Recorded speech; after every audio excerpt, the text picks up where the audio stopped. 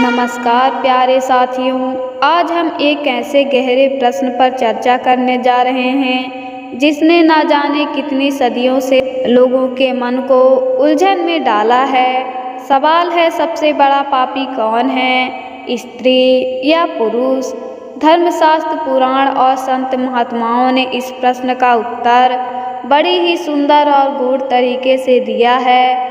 तो आइए सरल और प्रेरणादायक कथा के माध्यम से इस रहस्य को समझने का प्रयास करते हैं। धर्म ग्रंथों में पाप और पुण्य का उल्लेख स्पष्ट रूप से मिलता है। मनुष्य अपने कर्मों से महान भी बनता है और अपने ही कर्मों से पतन को भी प्राप्त करता है। लेकिन जब प्रश्न उठता है कि पाप का बोझ किस पर अधिक है, स्त्री या पुरुष पर, तब समाज दो भागों में बंट जाता है। कई लोग कहते हैं स्त्री मोह, वासना और प्रलोभन का कारण बनती है। वहीं कई विद्वान मानते हैं कि पुरुष अपने अहंकार, लालच और अन्याय से संसार को बिगाड़ते हैं। सच्चाई क्या है, यही जानने के लिए हम एक प्रेरणादायक कथा की ओर बढ़ते हैं। बहुत समय पहले एक नगर में एक धर्म सभा का आयोजन हुआ। उस सभा में राजा, मंत्री, ऋषि मुनि और आम लोग भी उपस्थित थे। सभा का विषय था, पाप किसके कारण अधिक बढ़ता है, स्त्री के कारण या पुरुष के कारण? सभा में पहला प्रश्न राजा ने उठाया, गुरुवर, समाज में हम देखते हैं कि अनेक पुरुष अपना जीवन बिगाड़ते हैं। कई बार उसका कारण स्त्री को बताया जाता है। क्या यह सत्य है? तब वहां उपस्थित एक विद्वान ब्राह्मण ने उत्तर दिया, राजन, केवल स्त्रियों को दोषी ठहराना उचित नहीं। स्त्री तो सृष्टि की आधी शक्ति है। यदि स्त्री ना हो तो यह संसार अधूरा हो जाएगा। लेकिन तभी कुछ लोग खड़े हो गए और बोले, नहीं, बड़े बड़े युद्ध स्त्रियों के कारण ही हुए हैं। महाभारत का युद्ध द्रौपदी के अपमान से हुआ। लंका दहन का कारण सीता का हरण बना। इसलिए असली पापी स्त्रियां ही हैं। सभा में शोर बढ़ गया। तब एक महात्मा ने सबको शांत किया। महात्मा ने मुस्कुराते हुए कहा, हे जनसमूह, सुनो और समझो। पाप का कारण स्त्री नहीं, पुरुष नहीं, बल्कि मनुष्य की वासना, लालच और अहंकार है। उदाहरण देखो, रावण ने सीता का हरण किया, लेकिन दोष सीता का नहीं था, पाप रावण ने किया। दुर्योधन ने द्रौपदी का अपमान किया, लेकिन दोष द्रौपदी का नहीं। कई बार स्त्रियां भी अपने मोह और आकर्षण से पुरुषों को गलत राह पर ले जाती हैं। उन्होंने कहा, तो प्रश्न यह नहीं होना चाहिए कि पापी कौन है, स्त्री या पुरुष। प्रश्न यह होना चाहिए कि पापी वह है जो अपने विवेक को खोकर धर्म से गिरता है। एक बार की बात है, एक महान साधु तपस्या कर रहे थे। उनके पास दो यात्री पहुँचे, एक स्त्री और एक पुरुष। दोनों ने साधु से पूछा, गुरुदेव, संसार में सबसे बड़ा पापी कौन है, हमें बताइए। साधु ने कहा, बच्चों, मैं तुम्हें इसका उत्तर सीधे नहीं दूंगा, बल्कि एक अनुभव कराऊंगा। पास ही दो घड़े रखे हैं, एक घड़े में शहद है और दूसरे घड़े में जहर। तुम दोनों को चुनना है कि किससे पान करना है। पुरुष ने लालच में शहद चुना और अधिक मात्रा में खा लिया। उसकी तृष्णा बढ़ गई और उसका पेट दुखने लगा। स्त्री ने सोच समझकर केवल एक बूंद चखी और रुक गई। साधु ने मुस्कुराते हुए कहा, देखो, वस्तु वही थी।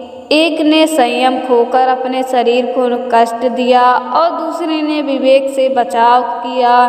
तो पाप ना तो स्त्री है, ना ही पुरुष, पाप है असंयम और अज्ञान। गरुड़ पुराण, मनुस्मृति और श्रीमद् भगवद गीता में कहा गया है कि पापी वही है जो दूसरों को कष्ट पहुंचाता है, अपने स्वार्थ के लिए धर्म का त्याग करता है और अपने मन के मोह माया में फंसकर अधर्म का कार्य करता है। भगवद गीता में भगवान श्री कृष्ण कहते हैं, अधर्म बढ़ेगा तो स्त्री पुरुष दोनों का पतन होगा।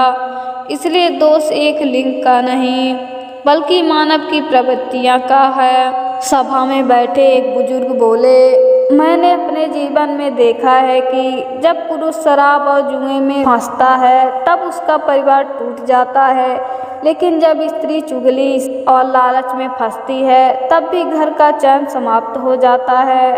तो क्या हमें दोनों को ही पापी कहना चाहिए? महात्मा ने कहा, नहीं, हमें व्यक्तियों को पापी कहना चाहिए, न कि पूरे स्त्री जाति या पुरुष जाति को।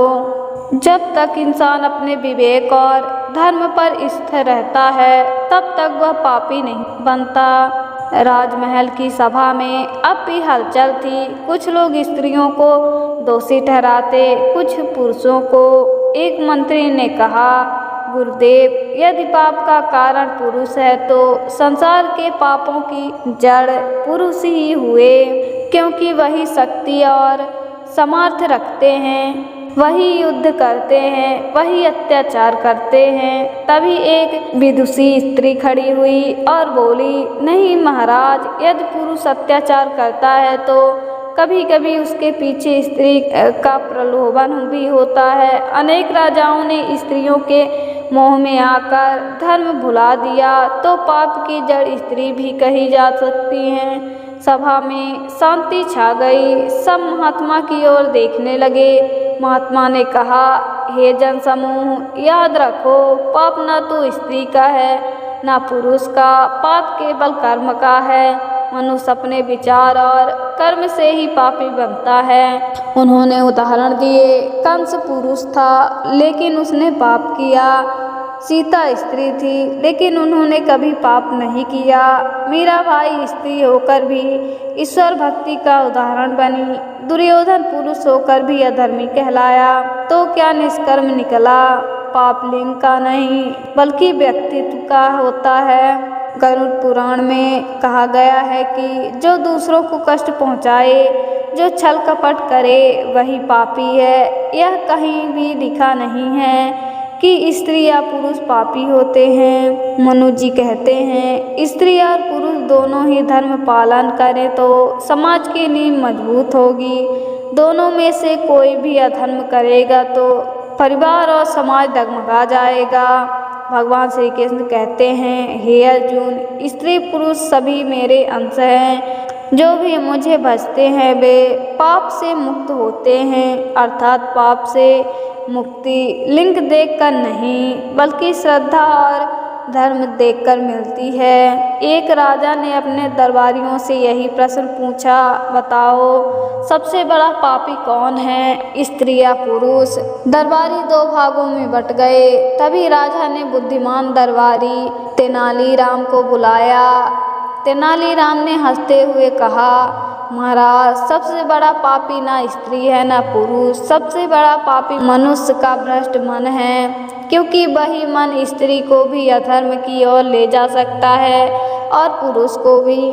राजा संतुष्ट हो गए और बोले, सचमुच पाप मनुष्य का मन करता है, स्त्री और पुरुष तो साधन मात्र हैं। कबीरदास जी कहते हैं, नारी नारायण करे, नरक करे नर, पाप पुण्य दोनों करें मनुष्य के अंदर। इसका अर्थ है स्त्री पुरुष कोई भी हो, पाप और पुण्य दोनों करने की शक्ति हर इंसान के पास है। असली निर्णायक उसका मन है और उसके कर्म हैं। आज के समय में भी यही दिखाई देता है। रितेशखोरी पुरुष भी करते हैं, स्त्री भी। सेवा और भक्ति पुरुष भी करते हैं, स्त्री भी। झूठ छल और ईर्ष्या स्त्री भी करती हैं और पुरुष भी। इसलिए किसी एक जाति को दोष देना धर्म है, इसलिए दोषी है कर्म का पतन। सभा के अंत में महात्मा ने कहा, हे मनुष्यों, ये विवाद व्यर्थ है कि पापी कौन है। संसार की सबसे बड़ी सच्चाई यह है कि स्त्री और पुरुष दोनों ही ईश्वर की रचना है, दोनों के बिना सृष्टि अधूरी है। पाप वही है जो धर्म से विमुख हो, चाहे वह कोई भी हो। इसलिए मत पूछो स्त्री पापी है या पुरुष, पूछो क्या मैं धर्म के मार्ग पर चल रहा हूँ या नहीं। सभा में सब मौन हो गए। लोगों ने अनुभव किया कि असली प्रश्न तो आत्मचिंतन का है। यदि स्त्री धर्म का पालन करती है तो वह देवी स्वरूपा है, यदि पुरुष धर्म का पालन करता है तो वह देवता स्वरूप है। लेकिन यदि कोई भी धर्म से हटेगा तो वह पापी कहलाएगा। तो साथियों, आपने देखा कि धर्मशास्त्र और संत महात्मा यही बताते हैं, पापी ना स्त्री है ना पुरुष, पापी वही है जो अधर्म और लोभ का मार्ग चुनता है। इसलिए हमें हमेशा अपने अंदर झांकना चाहिए और देखना चाहिए कि हम खुद तो पाप के मार्ग पर नहीं बढ़ रहे।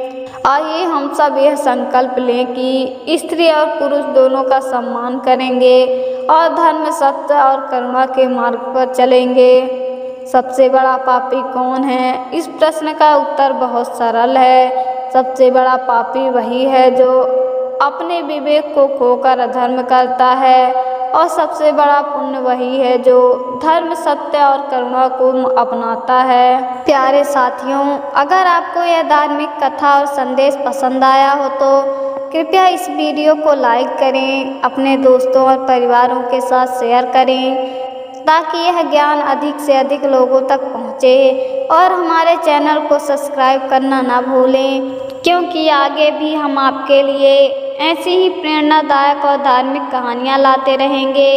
आपका एक एक लाइक और शेयर हमें और भी अच्छी कहानियाँ बनाने की प्रेरणा देता है। धन्यवाद। मिलते हैं अगली वीडियो में।